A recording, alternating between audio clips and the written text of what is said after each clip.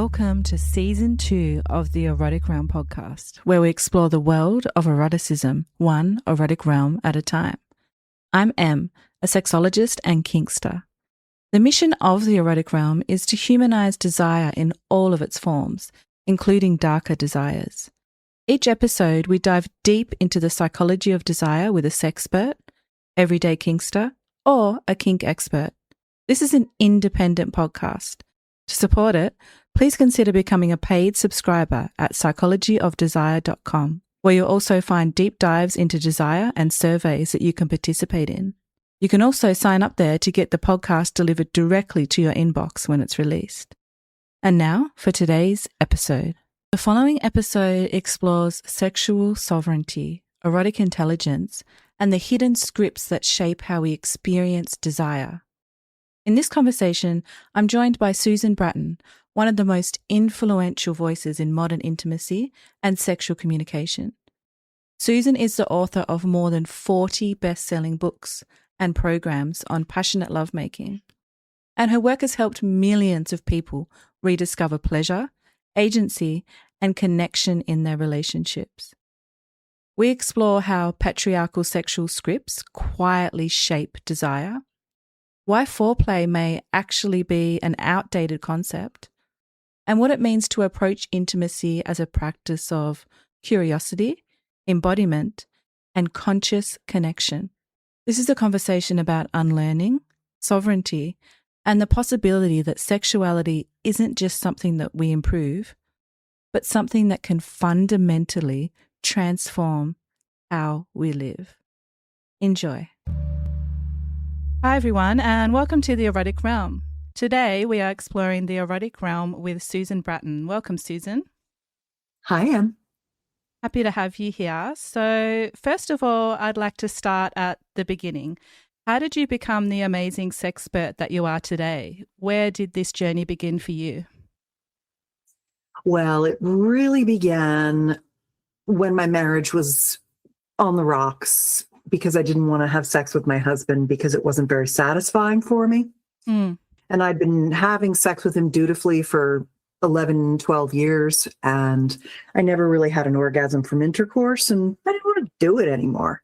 And he was having an affair to, get his needs met, and he was really emotionally checked out of the relationship, and we were platonic but strained and career-oriented, and we had a little girl, and I wanted to want him for sex, but I just lost the desire. It just was not that good. He felt so needy. He was so grumpy, and he was so, miserable. And it was funny too, because I remember before he told me that he'd been having serial affairs with women in sexless marriages, and he would meet them at lunch, from his office and things like that. I can remember that he smelled so bad to me. And I think it was the guilt. It was all that guilt he had for, quote unquote, cheating on me and all that stuff. And so eventually he told me that he was going to stop seeing these other women and we should repair our relationship. And we went to therapists, and, they helped a little bit, but he was still seeing them on the side and making it. And, we both thought it was my problem. Like there was something wrong with me, that I couldn't have orgasms, and we were going to fix me. And I don't hold any remorse at all or anger or anything about this with regard to my husband, because I think that it's our culture that blames women for not having pleasure from patriarchally driven types of sex. Intercourse focused, no foreplay, not understanding how to get to orgasm, just, in and out, basically just using us to masturbate, And so it was a very interesting realization when we both started going to sex workshops together to try to learn how to have good sex. And he suddenly realized, oh, well, maybe some of this is actually my responsibility. Like now that we're doing things that feel good to her, she's starting to have orgasms. It was very interesting to see our evolution from it being my fault to realizing that we both equally, it was nobody's fault, and that we both equally had suffered at the hands of essentially just repressed patriarchal cultural mores. Mm. So he became a lot more open and happier as I started having orgasms and being able to enjoy sex and stay present in my body instead of just disappear because I felt like I was being used. Mm. And he finally did give up his girlfriend. And then he stopped smelling so bad because he wasn't so conflicted. And then sex got better with us. And then I started feeling really good about myself and wanting to learn more skills, G-spot de-armoring and female ejaculation and things like that. And of course, we had to get really honest with each other. So our communication began to really thrive, both in and out of the bedroom. We started really being able to say anything and everything that needed to be said. And our skills evolved, and we realized that most of the couples that we were in our early 40s at that time. I'm in my 60s now. And we realized that all our friends were getting divorced, and we knew, it's usually sex or money. And in this case, it was pretty much sex for everybody. And the guys would just go on to marry younger and younger women, Mm-hmm. and just have serial relationships, but it never really got better for them because they never really learned how to be good lovers. And we thought, let's start a company where we teach these simple things that can really change people's sex lives. And so 20 years ago, we started Better Lover and Personal Life Media. I started by publishing the work of the mentors whose sex workshops I attended, who were so life-changing for me. Mm. And then over the years and the decades of studying sexuality, experimenting on my own, working with other people, continuing to learn at the feet of my mentors, I started publishing my own books and programs. And now I've published 34 books and programs of my own and done 800 videos and written 5,000 or 6,000 newsletter articles. And, that stuff adds up after a while. So I'm pretty good at teaching people how to have sex now. What an amazing journey you've been on. And I'm sure some of the listeners will be in a similar spot to where you once were with your husband. Yep. I'm curious to know, it sounds like it was quite the journey to get from, not having sex, not enjoying it, not having orgasms to the place where you are now. I know it's different for every couple, but can you give us an idea of the time span that took? Because some people might think that there's a quick fix to these things. And it's my understanding that it takes quite a lot of work and quite a journey between the two of you. I mean, the process that we approached it in was to be radically honest with each other and to say what needed to be said.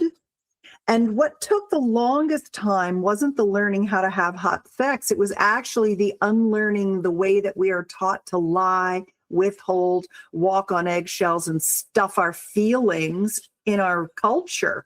Most of what we had to do was cultural unlearning. The having hot sex part was not hard at all. The body is a very easy to manage mechanism that works extraordinarily well. Our operating system is quite dependable as a species. So you give the body what it wants and you get the outputs you desire. So that part is actually not that hard. It's just that you can't find the information because it's censored. You can get to porn, but you can't find the passionate lovemaking because people like you and people like me, we're very censored, and it's difficult for us to get traffic and for people to find us. Even with your Substack and things like that, there's not a lot of discovery because we're not in Google search results, and we're shadow banned, and we're censored on Instagram and every other social media app, etc. So it's hard for us to work together. One of the things that I have done this year, actually, it's last year now, I started a business mastermind for sexperts that I've been fairly successful because I've been doing this for so long. And I have my husband working in my business as well, and he's technical.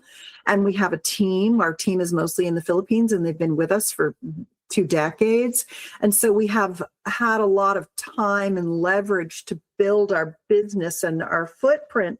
But most sexperts are living hand to mouth and really struggling because we're constantly censored and shadow banned, and we can't build audiences. And so I put together this mastermind to pull people together so that we could all cross promote for each other, so that we could help each other grow and teach them how to do things online, like start Substacks and, what to do on social media that works, and how to build an email list, and, all the stuff that it takes, because sexperts have to be sexperts and digital marketing experts. And it's a lot on our shoulders. Mm-hmm. That mastermind sounds amazing. I'll have to look into it for myself. Thanks for mentioning it. Oh, sure. Sure. But in terms of unlearning cultural scripts, you've said that foreplay is a patriarchal relic. I'm so curious to hear more about this, because we quite often hear that women need more and more foreplay. Are you saying that that's not the case? Well, I just don't like the distinction of quote unquote foreplay and sex. And I think a lot of people hold that distinction in their minds. Okay, well, we're going to have some foreplay and then we're going to have sex. Well, to me, sex is everything. Sex is romancing me, holding me, touching me, giving kisses to me throughout the day, grabbing my ass when you walk by, buying me sexy lingerie, telling me how beautiful I am, making up the lover space in the bedroom, inviting me into it, giving me, full body touch, hug me, hold me, kiss me, give me yoni massages, give me oral pleasure, worship my pussy. Worship me, worship my breasts, give me nipple-gasms, give me anything and everything that I want, so that I can get to the point where I'm really turned on, feeling safe, feeling aroused, feeling my desire for you. And I don't want sex to just be, well, I'll play with her boobs and then I'll eat her pussy for 2 minutes and then I'll stick my dick in her, And when people think about foreplay and sex, they think I got to get through the foreplay like it's an appetizer to get to the main event, which is sex, which is intercourse, which is what sex is. And intercourse is one part of sex, but sex is everything else I just said and more, including playing with toys, remote play sex. There's like so many, kink, which your show was mostly about in the first year, et cetera. And so I just want to get out of that paradigm of foreplay and sex, because it's all sex, number one. And number two, all those things that are relegated to foreplay are actually the things that we need to drop into safe space together, to connect our hearts, to get out of our heads and into our body, to lower our stress, to let our arousal levels climb. Sex to me, and I know that, you've talked a lot about kink and things like that. And I'm not against kink and BDSM, and I think they're really important for certain people who have specific pathways that they're trying to activate that really work well for them. Mm-hmm. But what I've done for the last 2 decades is teach heart-connected, passionate love-making techniques. Because I find that for a lot of kink, because it's a consensual role play experience, you have your roles and you have your certain things you're doing, especially in things like any kind of power play. And when you're in a power play, you're in a role experience. And what I like to do is to help, and this is just, nothing's bad. It's all good. It's just that my area of expertise is helping people connect their hearts, especially connect their hearts to their cocks, because men generally are very dissociated from their hearts. And it's not their fault. It's, again, our culture. But what I really like is very erotic, sensual, passionate lovemaking. And I don't really even like to talk about things from the construct of polarity, because I feel like polarity, this masculine, feminine, I'm like, fuck that. I'm everything. Mm-hmm. I'm all masculine, all feminine, all at the same time.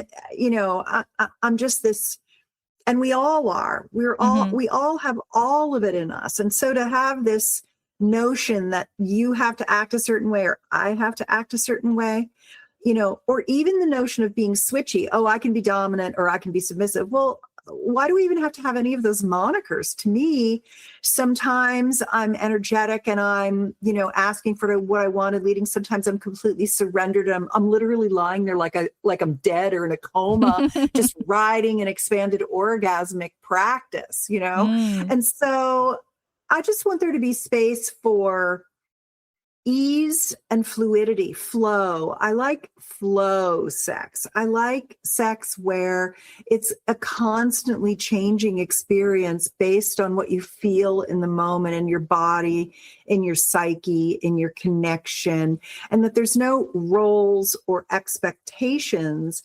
And that instead of getting out of these prescribed notions of what things are, let's just allow ourselves the freedom of being ruthlessly sexually self-expressed in safe containers with each other. Mm. I love that. That sounds delicious. So It you meant is. yeah. So you mentioned safe containers, and Yeah. you talk about how desire needs safety and variety. So Yeah. I'm Yeah. sure Dossie many. Eaton taught me that.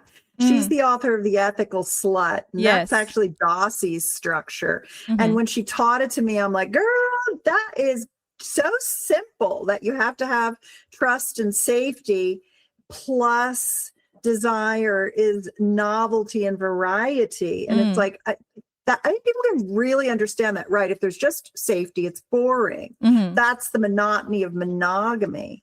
And if it's just novelty, it can get edgy. Mm, But mm-hmm. if it's the combination, it's really nice. So how do we cultivate both of those day to day in a long-term relationship? Well, the day to day, you should always be working on your honesty with each other and building the muscles to be able to process and hear anything your partner has to say, and to know that no matter what, they love you and you love them, Mm-hmm. and that we're all on journeys in life together. And I mean, there are going to be times when partners push a line and go beyond a boundary that you're willing to deal with, and they can no longer be your partner. I recently had a partner who I've been married for 34 years to Tim, but I do have, once in a while I have a lover, and I do have a boyfriend, and I've been with him 5 years. I had a lover recently, and I just generally found him to be controlling and miserly. Mm, He was younger, quite a bit younger than I am, 22 years younger than I, and he wanted to limit what he was willing to hear me talk about. He was not as affectionate as I'm used to and need. And, I told him what I was looking for from him, and he didn't want me telling him what I wanted to do in bed when we were having lovemaking dates. And I'm like, he's like, you just be in your feminine and I'll handle this. And I'm like, my dude, no, you fucking won't. Like, I'm literally a sexpert. I'm literally old enough to be your mother. I've got serious skills.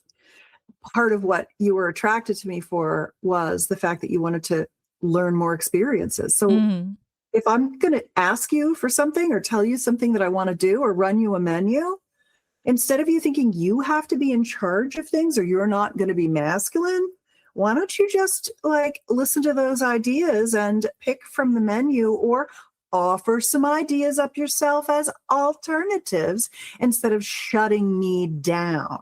mm. That's just, when you get to the point where you're used to being with partners who are like, what do you want to do, baby? Tell me more. Do you have any ideas? Got any new sex toys you want to try? What do you want to do today? What are you in the mood for? When you're used to that level of affection, attention, and openness and desire for novelty and ideas, to go backward to that old masculine paradigm is just like really untenable.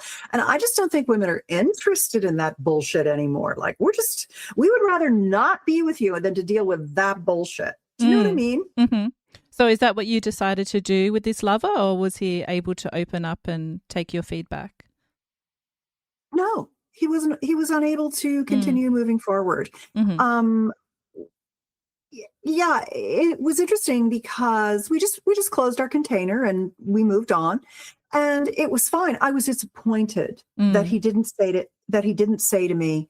I was disappointed for him that he didn't say, "Hey, I hear what you're saying about like being open to more fluidity around idea sharing of what might be possible, and I want you to feel comfortable saying anything that you need to say to me. I don't want you to have to I don't want you to have to filter what you're going to say to me. I can handle it. Like, I wish he would have stepped up in that way.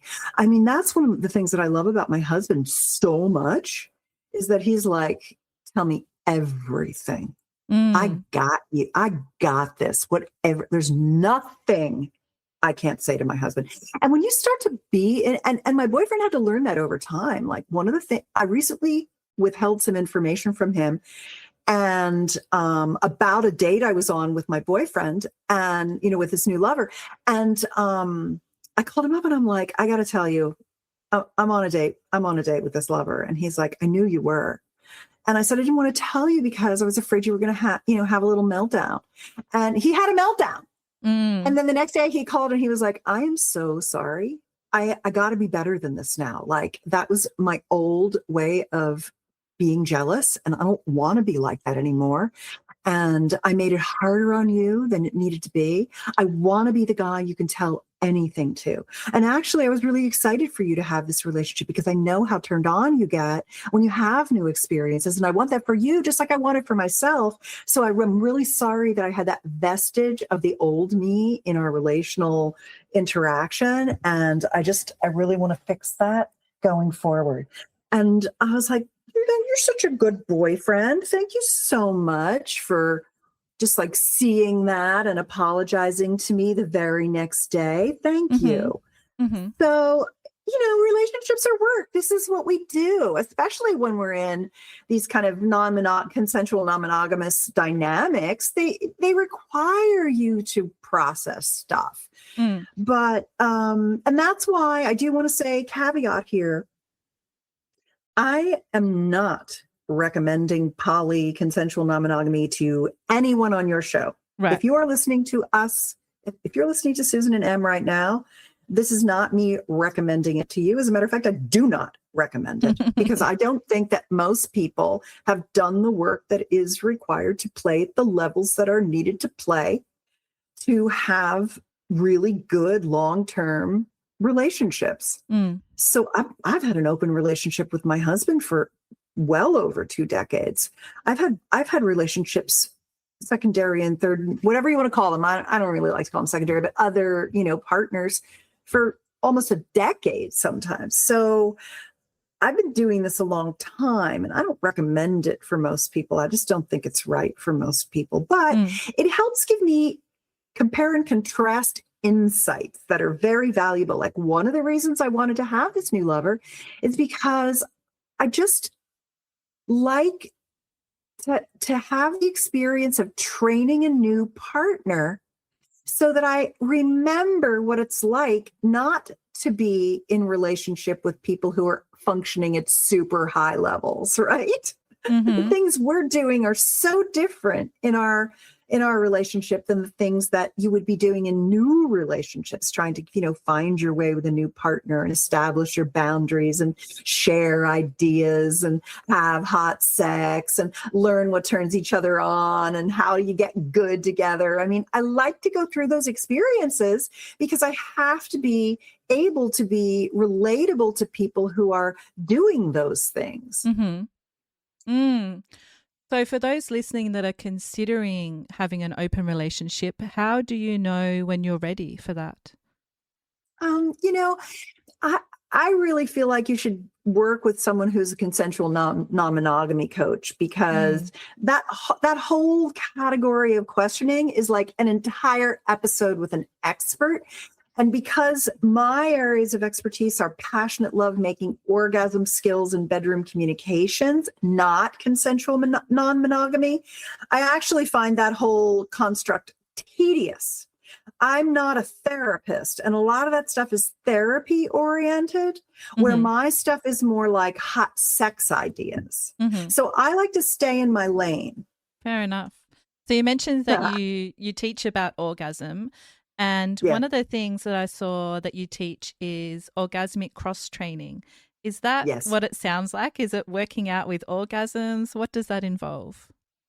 Yeah, what it really means is that, there's over 20 kinds of orgasms the human body can have across the gender spectrum, penis, vulva owners alike. And some of them are locations to touch, like stroke my clit, I'll come. Play with my nipples, I'll come. Let me go down on your penis, I'll come. Kiss me, I'll come. Stroke my feet, I'll come. Stroke my belly, I'll come. Grab, anal gasms, cervical gasms, G-spot orgasm, all those kinds of things. Then there are techniques to use, like female ejaculatory stroking techniques that are nothing like you see on porn, which is just the male version of jackhammering a G-spot. It's disgusting and stupid and heathen-like, and has no finesse and no spirituality to it. So I really like, things like female ejaculation, becoming a multi-orgasmic man, being able to have full body energy orgasms instead of just assuming that your ejaculation is your orgasm. Erotic hypnosis is a really good example of a technique, right? So coming on command under hypnosis is an interesting strategy for orgasm. There's so many ways to come. And then there's, of course, objects of desire. And I think those have a really high payoff as well, because if you think about what an orgasm is, it's stimulation of the nervous system, the cellular sensation system, which is the somatosensory cortex in your brain that processes what you feel, as well as contractile functions, which I just learned. Here's a really interesting, nerdy little fact. Oh, cool. I've been reading my girlfriend's new book on oxytocin, Dr. Devaki Lindsay Berkson, and she's got a new book out about oxytocin, and I'm kind of an oxytocin nerd, and I did not realize that oxytocin runs our contractile system. And part of our contractile system is the contractions that squeeze the muscles that generate the orgasmic response.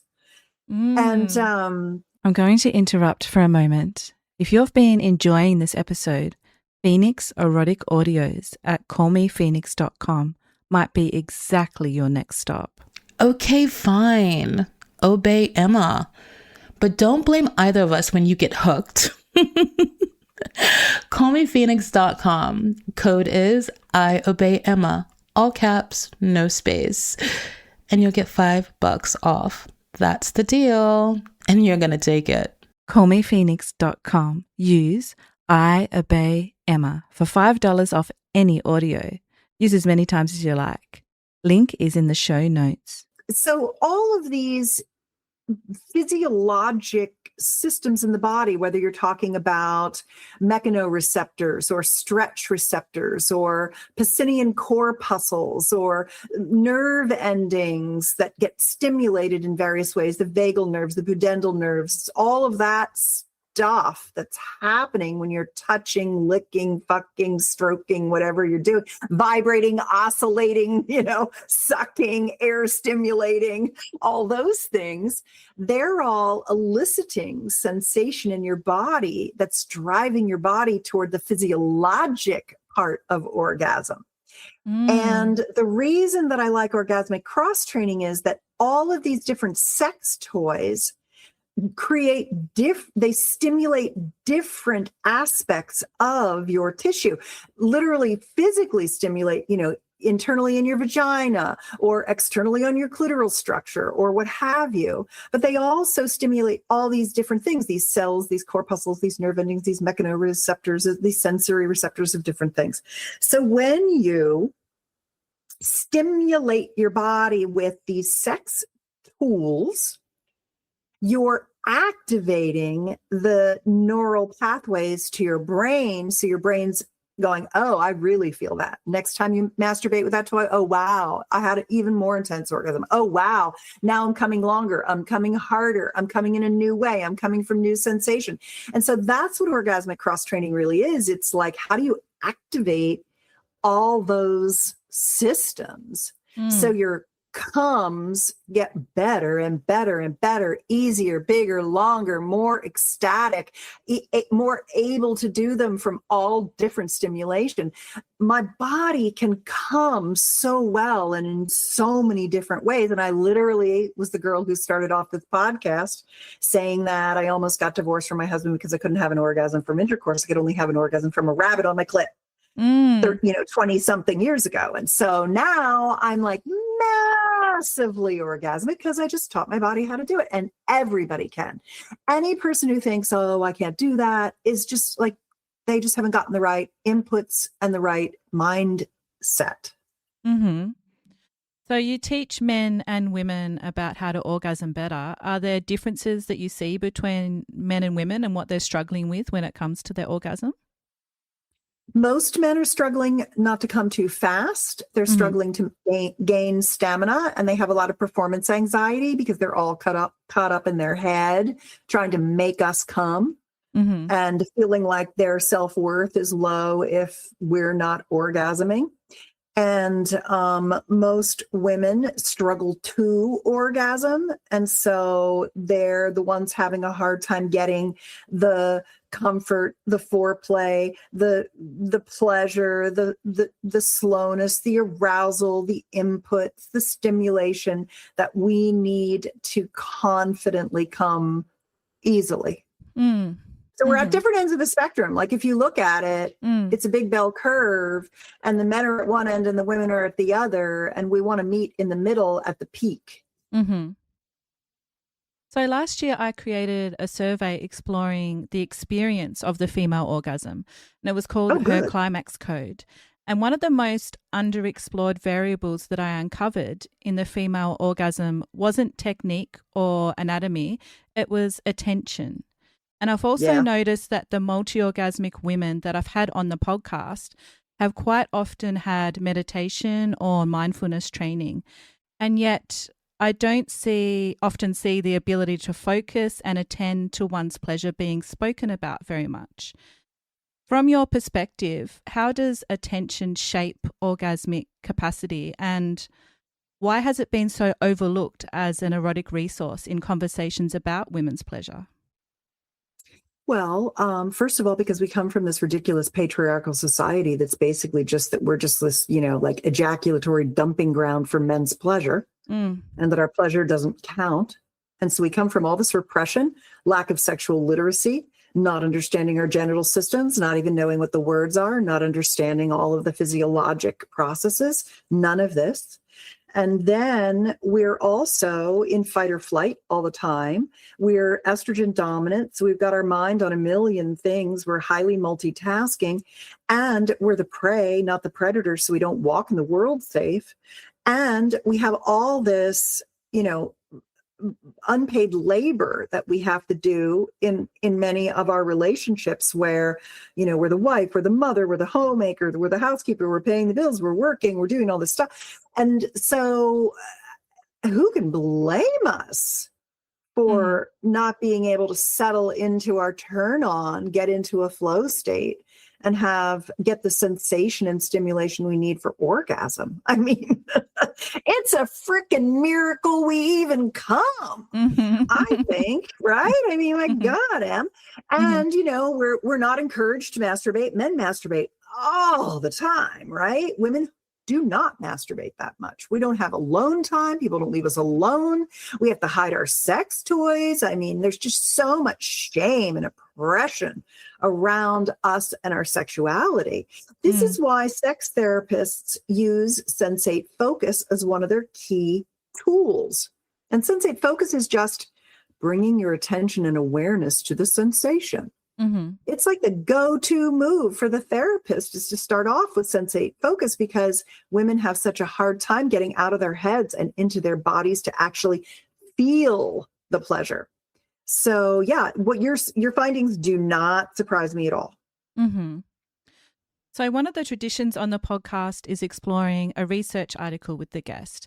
And today's research is from psychiatrist Rosemary Basson, who proposed what's now known as the female sexual response model. And what made it radical at the time wasn't just that it challenged older models, it was that it validated what so many women were already living. So instead of assuming desire starts spontaneously and leads to arousal and orgasm in a neat linear sequence, Basson suggested something very different, that for many women, desire is contextual, relational, and responsive. So I'm curious to see in your practice if you have noticed that most women are responsive and most men are spontaneous. I think generally men, yes, that is the bell curve for both genders, spontaneous, responsive. And men have nighttime erections. They wake up with morning wood. It's very easy for them to get turned on. They're available very quickly when we have desire for them. They're kind of built spontaneously, and that you can see their erections. They have very fast acting hemodynamics. They're testosterone dominant, which makes them horny. They're more visually oriented toward, they see a boob and get turned on. And so for women, we have as much erectile tissue in our vulvas as our male-bodied partners do in their penis. Like all that big dick you see is spongy tissue, and we have that much spongy tissue in our vulvas. But nobody talks about our erectile dysfunction. Nobody talks about our engorgement. Nobody talks about clitoral erections. It's like we're in the dark ages around women's genital response. And so it takes 20 to 30 minutes for us to achieve a full erection as compared to a minute or two for our male-bodied partners. And so you combine this idea that foreplay is just an appetizer and the main event is intercourse, and the fact that when they get an erection, they think they need to use it immediately. Like if guys would just understand that they can get hard, go soft, get hard again, go soft, get hard again during a lovemaking date, and that you could just fluff them up when you're ready for intercourse. I mean, it's not like it's difficult, right? If they're healthy. And if they're not healthy, then you need to attend to some sexual regenerative practices. You need to take your nitric oxide supplement, get your vacuum erection device, use your penis pump, go get your Gainswave shockwave treatments, things like that. This is the stack for both rejuvenation of the male and female genital systems. Adding red light therapy and all these things work very, very well to reconstitute the genital tissue. But generally, one of the things that I have really appreciated is that even though I'm a sexpert and I know that it takes 20 to 30 minutes for me to go from open to having sex to actually turned on, and depending on how busy I am, how stressed I am, how much sleep I've had, how much, if I've had a drink, all of these things, that can affect all of it too. Like one of the products that I love to recommend is the Lioness Vibrator. It quantifies your orgasms, and you can see the difference between your orgasmic response after you've had a drink or you've been stressed compared to when you haven't. It's very interesting. So I like it is. I like quantified intimacy because we're starting to get data about our function that helps us improve it. If you can't measure it, you don't know where you are. And so I really like that. I just spoke a couple days ago, just last week at the JP Morgan Health Tech Week in San Francisco on quantified intimacy. Everything that we have now from, adaptive technologies, like Tracy's dog has a product called Drill Me and another product called Beta that work with AFI, which is their app. And the products will become, they're adaptive. They'll learn what gets you off and give you more of that. Very interesting. That is And fascinating. oh my God, I love it. It's so interesting. Yeah. Mm-hmm. So one of the things I understand about myself, and I'm no different than any other female bodied person, is that I'll schedule a date with my husband and not even worry that I'm turned on or not. I mean, I'll work right up till the date, and then I'll take a shower and we'll set up the nest and I'll plop my butt down on that bed and I won't be turned on. I won't be horny. I won't be like, I'm dying for your dick. Not like that at all. I've been with him 34 years anyway, right? We have really great sex together. But I don't walk around dying for it. I just know that when I land my butt on the bed, he'll hold me, we'll connect, he'll give me a yoni massage, and I'll just be patient with myself until my arousal's like, oh, hey, now I want you in my mouth. Now I want you in my yoni, right? I just don't put any pressure on myself. And 99% of the time, I want more than being held and having a genital massage. And sometimes I'm like, I can't get there. And I don't feel bad about it. I encourage my husband to masturbate as much as he wants. It's good for him. He's got all kinds of great AI strokers and penis pumps and you name it. And I always want him to do that. So I don't know him ejaculation. I don't know him sex. It has to be that I want it, that I want him, that he's making me great offers, that he's fun to fuck, that we're, doing really well together. He's well groomed. I mean, there's just a lot that goes into the agreement for long-term sex that keeps getting better. And one of those is, I don't need to be aroused. I know I can get there. My body just gets there. Once you start playing with my pussy, I get there. So what would you say is the number one thing that women's desire responds to? If you had to narrow it down to one thing that people listening that have sex with women can do to evoke that desire in a woman? Yoni massage. Just lay her down and stroke that kitty cat. And there are two tools I really like a lot. One of them is called the Pulse Queen, and another one is called Enhance. And the Pulse Queen is an oscillating handheld yoni massage tool that really helps build that engorgement, which is what gives you the clit boner and the turn on and the arousal. And the Enhance has an air stimulator and it vibrates. It's very quiet. And I really like that because you can get your clit sucked with it. You can get your yoni massaged with it. And your kids can't even hear it in the room next door, which is nice. And everything I talk about, everything I've mentioned is at drivedesire.com. It's all in one place. So if you're like, what's that thing? What was that thing? Just go to drivedesire.com. It's all there. Then you can find the links to everything. So it just makes life easier for everybody because I always keep my latest and greatest favorite things because tech changes very quickly. Yes. Yeah. You're mentioning about technology and what we have to look forward to. We're entering a moment right now where AI is becoming a dominant feature. And it's starting to offer things like constant attention, affirmation, even simulated intimacy. People are now in relationships with AI. So from your perspective, what does this do to human desire? Do you see AI as having a positive or a negative impact on the future of our desire? 1,000,000 times positive. I couldn't be more bullish on agentic technology. I mean, if I can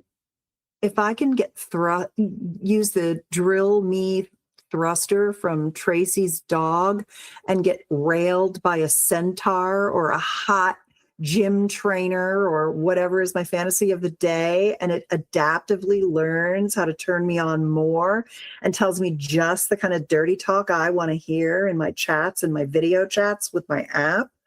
Come on. Fantastic.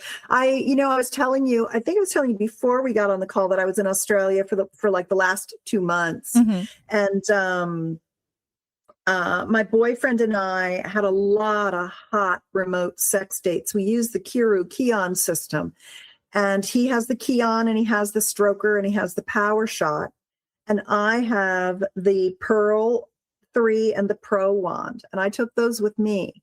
And so through the Feel Connect app, all this is at drivedesire.com. You don't have to remember all these names. You can just go to drivedesire.com. Through the Feel Connect app, I would send him a link when we were going to have a date. And then I'd lie in bed. We could see each other over the video through the app.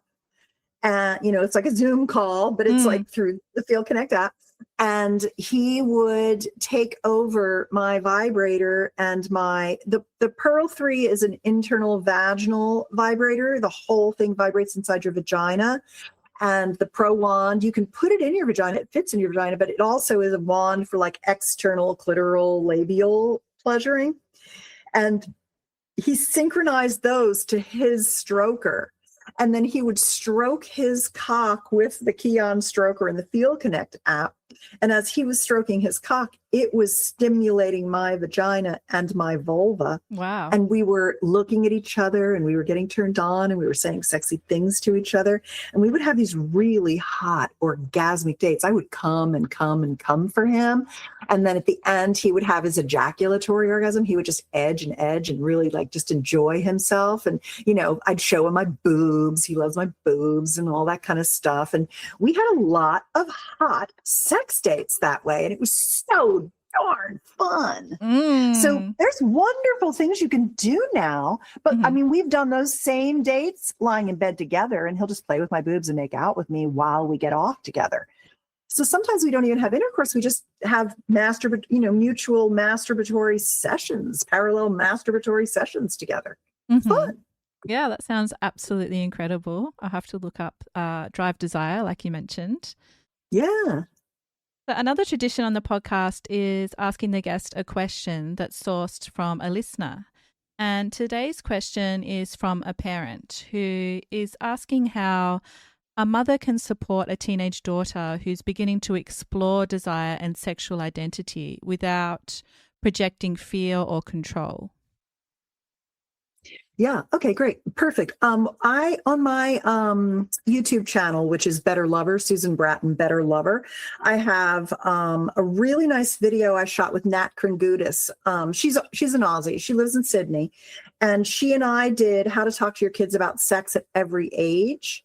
And that's a really good video resource for people because Nat and I shared all of our strategies for how we raised children who are sexually intelligent, competent, understand consent, and enjoy their pleasure and understand their genitals and understand the value of pleasure and have no shame about their sex life.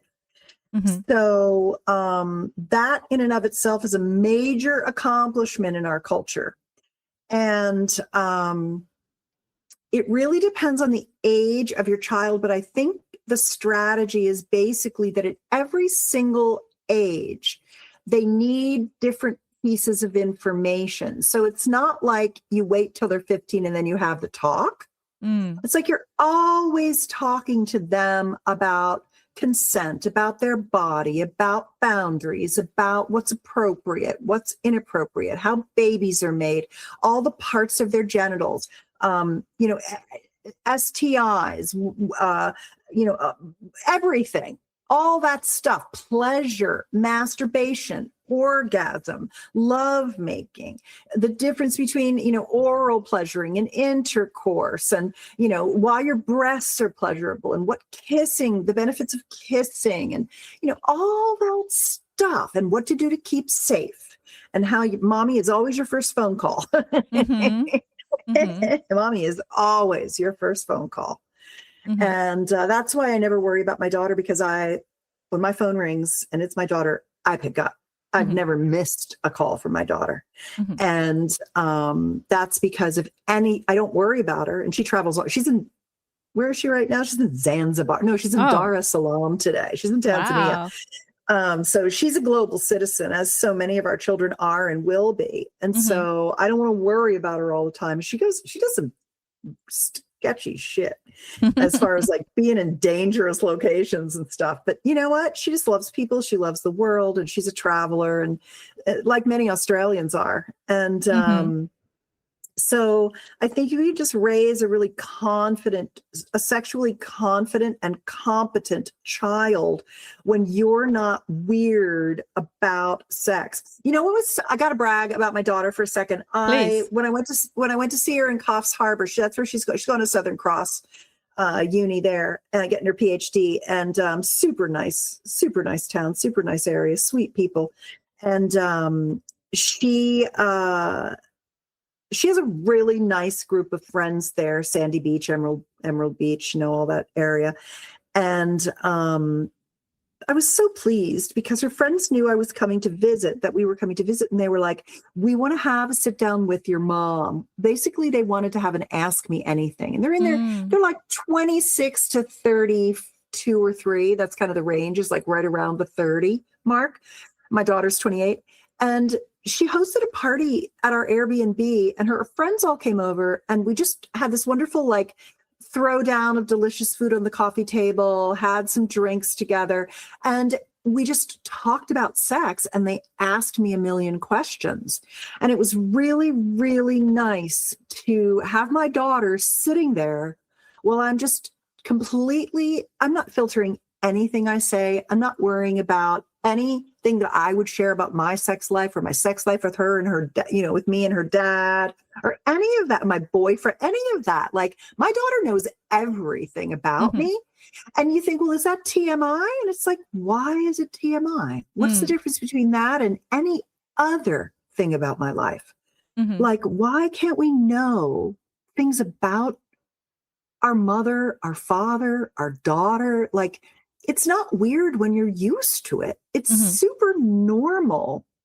And I was so proud of my daughter as her friends were asking me questions and I was answering them. And my mom's like, yep, that's my mom.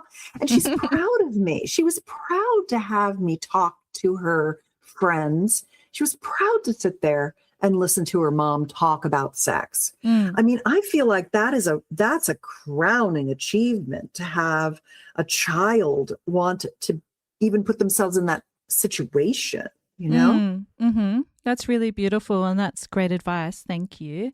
So while we're on the topic of questions, you mentioned that your daughter's friends were asking you questions about sex and desire.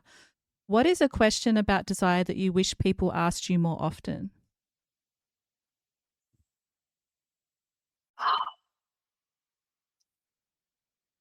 How to fuck. I am really good at orgasmic intercourse techniques. And I think generally people think they know how to do it, and they are not even in kindergarten. People are fucking so poorly that they are just leaving so much pleasure on the table. Like, generally, people will be like, well, I'm not really sure how to go down on a guy, or I'm not really sure how to go down on a girl. Maybe I'll get some techniques. But people think they know how to fuck, and they do not. They're really bad at it. And it's especially bad for women because the guys will get off, but the women won't. So I love teaching men how to give women orgasms from intercourse. And just for your listeners, if you go to orgasmicintercourse.com, I have my top 10 techniques that will change your sex life, and they're free. They're just right there. They're just links to articles on my website, so you can find them all and try them all systematically, and it will definitely improve your pleasure. Thank you for that. That sounds amazing. So if your life's work so far could be reduced to one core insight about desire, what would it be and why? Can you ask me that question again? Sure. If your life's work could be reduced to one core insight about desire, what would it be and why? Engorgement. It would be about how important it is to slow down and allow yourself to get that blood flow into all your genital structures, male and female bodies both. Everybody's rushing, and they're rushing because of shame, and they're rushing because of lack of skill. And they're basically just doing procreation, not lovemaking. So, and then number 2 would be bring your heart. Beautiful. People are So, so afraid to open their hearts, They're so afraid to mm, get hurt. mm, Oh, if I open my heart and then I'm hurt, it'll hurt too much. And it's like, okay, so you're just going to go your whole life without really feeling love? Like mm. I'd way rather have my heart broken and know that I loved than to never love because I'm afraid to get my heart broken. That just doesn't seem like the right strategy. I agree. Yep. Otherwise, it's more like being a robot, not opening yourself up in that way. Mm-hmm. Exactly. Mm.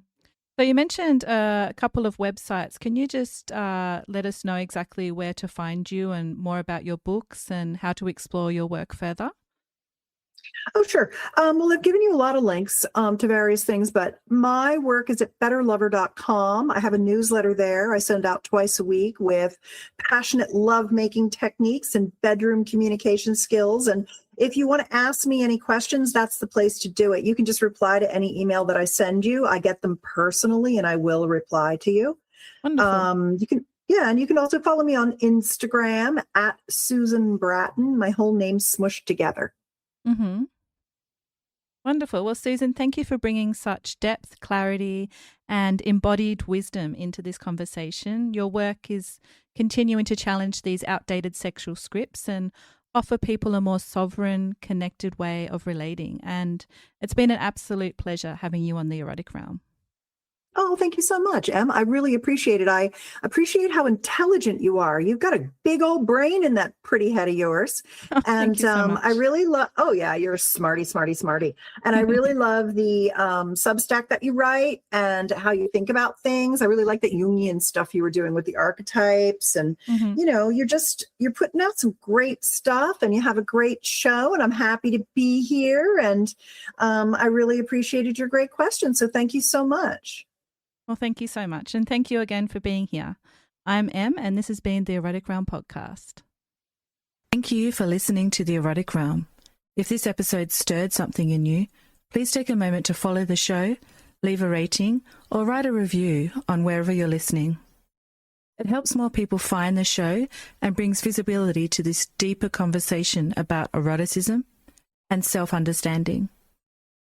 I'd also like to invite you to dive deeper into the psychology of desire, including my writing, research, and upcoming courses over at psychologyofdesire.com. This is where I release the Psychology of Desire case files, behind-the-scenes thoughts, and intimate reflections every week, plus more. Until next time, stay curious, stay embodied, and keep exploring. Also, as always, stay perverted.